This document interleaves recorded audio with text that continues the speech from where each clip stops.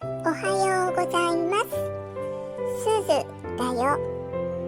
今日は6月11日。今日のお花は紅バラ。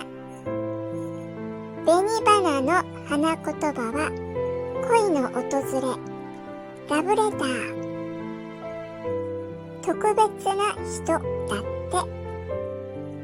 今日お誕生日を迎えられた皆様、おめでとうございます。素敵な一日でありますように。またね。